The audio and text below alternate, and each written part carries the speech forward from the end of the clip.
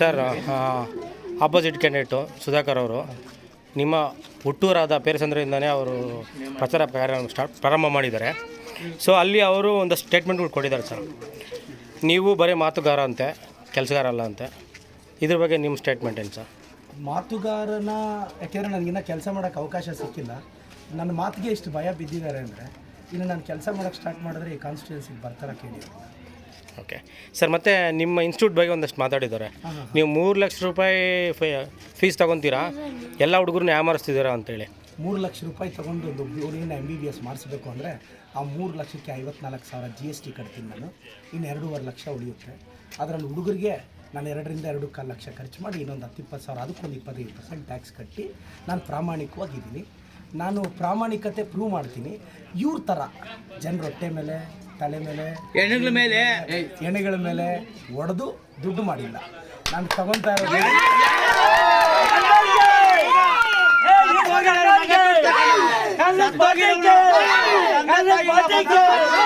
ತಂದೆ ತಾಯಿ ಇಲ್ಲ, ನನಗೆ ಗೊತ್ತು. ಓಟ್ ಹಾಕ್ತೀವಿ. ತಂದೆ ತಾಯಿ ಎಲ್ಲ ಮಕ್ಕಳು ಸಾಕ್ತಾ ಇದೀಯಾ. ಹೆಣ್ಣಿನ ಮೇಲೆ ದುಡ್ಡು ತಗೊಂಡಿಲ್ಲ, ನಮ್ಮನ್ನೇ ಹೆಣ್ಣಿನ ಮೇಲೆ. ಸರ್ ಸರ್ ಸರ್ ಇನ್ನು 2 ಕ್ವಶನ್ ಇದೆ ಸರ್. ಈ ಸರಿ ಹೆಣ್ಣಿನ ಮೇಲೆ ದುಡ್ಡು ತಗೊಂಡಿಲ್ಲ ನಾವು. ಈ ಸರಿ ಅವ್ರಿಗೆ ಸ್ಪರ್ಧೆನೇ ಇಲ್ಲಂತೆ ಸರ್. ಅವ್ರಿಗೆ ಸ್ಪರ್ಧೆ ಕಾಂಪಿಟೇಷನ್ ಅಲ್ಲಂತೆ, ಮಜಾ ಬರ್ತಿಲ್ಲ ಅಂತ ಅವ್ರಿಗೆ. ಅವ್ರ ಅಪ್ಪ ನಿಲ್ಬೇಕಾಗಿತ್ತು. ಸೂಪರ್ ಆಗಿದ್ರು ಅವ್ರ ಅಪ್ಪನೇ. ಯಾಕಂದ್ರೆ ದುಡ್ಡಿದೆ ಅವ್ರ ಹತ್ರ ಕೋಟಿಗಳು. ದುಡ್ಡಿಗಳಿಲ್ಲ. ಹೌದು,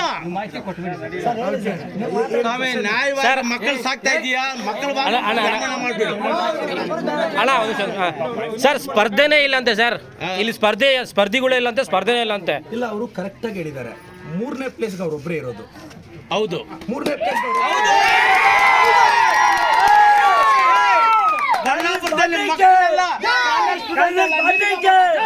ಮಕ್ಕಳೆಲ್ಲ ಪ್ರಮಾಣ ಮಾಡವ್ರೆ. MBBS ಮಕ್ಕಳು, ಡಿಗ್ರಿ ಬೇಸ್ರು. ನೀನು ಮಾತಿಗೆ ಬೆಲೆ ಕೊಡ್ತಾ ಇದ್ದಾರೆ. ಸರ್ 10ನೇ ತಾರೀಕು ಆದ್ಮೇಲೆ ಪವರ್ ಬರುತ್ತೆ ಅಂತ ಹೇಳ್ತಿದ್ದಾರೆ ಅಂತ ಹೇಳ್ತಿದ್ದಾರೆ. ನಿಮ್ಗೆ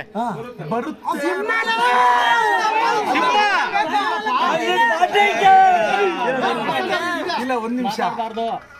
10ನೇ ತಾರೀಕು ಆದ್ಮೇಲೆ ಪವರ್ ಬರುತ್ತೆ. ಈಗ ಒಂದು ಎಕ್ಸಾಮ್ ಬರೆದಾಗ ಪಾಸ್ ಆಗ್ತೀವೋ ಫೇಲ್ ಆಗ್ತೀವೋ ಗೊತ್ತಾಗಲ್ವಾ? ಈಗ ನಾನು ಎಕ್ಸಾಮ್ ಬರ್ದಿದ್ದೀನಿ, ನಾನು ಪಾಸ್ ಆಗ್ತೀನೋ ಇಲ್ವೋ ಅಂತ ಡೌಟ್ ಬಿದ್ದರೆ ಅದು ಓದದೇ ಇರೋರಿಗೆ. ನಾನು ಪರೀಕ್ಷೆ ಬರೀತಾ ಇದ್ದೀನಿ, ರ್ಯಾಂಕ್ ಬರ್ತೀನಿ, ಆದರೆ ಈ ಫಲಿತಾಂಶಕ್ಕೆ ಕಾರಣ ನನ್ನ ಜನ ಅಲ್ಲ ರೀ. ಅವತ್ತು ಹೇಳಿದ್ರು ಪ್ರತಿ ಮನೆಗೂ ಉದ್ಯೋಗ ಕೊಡ್ತೀವಿ ಅಂತ. 10 ವರ್ಷದಿಂದ ಏನು ಮಾನ್ಯ ಸುಧಾಕರ್ ಅವರ ಕಡ್ಮೆ ಬಿದ್ದಿದ್ರೆ ನಾವು ಸರ್ ಈಗ ಹೇಳಿದ್ದಾರೆ. ಇವತ್ತು ಪೇರಸಂದ್ರದಲ್ಲಿ ಅವ್ರು ಹೇಳಿದ್ದಾರೆ. ಏನು ಹೇಳಿದ್ದಾರೆ ಅಂದರೆ, ಪ್ರತಿಯೊಂದು ಮನೆಗೆ ಒಂದೊಂದು ಯುವತಿಯವರೆಗೂ ಕೆಲಸಕ್ಕೆ ನಾನು ರೆಡಿ ಮಾಡ್ತೀನಿ, ಇಲ್ಲಿ ತುಂಬ ಕಾರ್ಖಾನೆಗಳು ತರ್ತೀನಿ, ಇಂಡಸ್ಟ್ರಿ ತರ್ತೀನಿ ಅಂತ ಹೇಳಿದ್ದಾರೆ. ಇಲ್ಲ ಪಾಪ, ಅವರು ಕಾರ್ಖಾನೆಗಳು ತರ್ತಾ ಇದ್ರು. ಬಟ್ ಈ 40% ಕೊಡಲ್ಲ ಅಲ್ವಾ ಅವರು? ಡೆಲ್ಲಿ ಫ್ಯಾಕ್ಟರಿ ಅಂತ ವಾನ್ವೇನಪ್ಪ ಪೆರಸಂದ್ರಲ್ಲ. ಡೆಲ್ಲಿ ಫ್ಯಾಕ್ಟರಿ ಅಂತ ವಾದ ಕಮಿಷನ್. ಡೆಲ್ಲಿ ಫ್ಯಾಕ್ಟರಿ ವಾನ್ವೇ.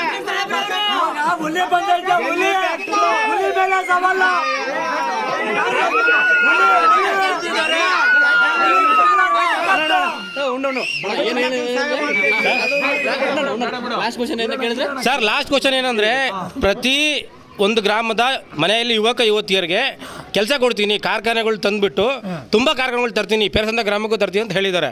ಇದ್ರ ಬಗ್ಗೆ ಏನು ಹೇಳ್ತೀರಾ ಸರ್?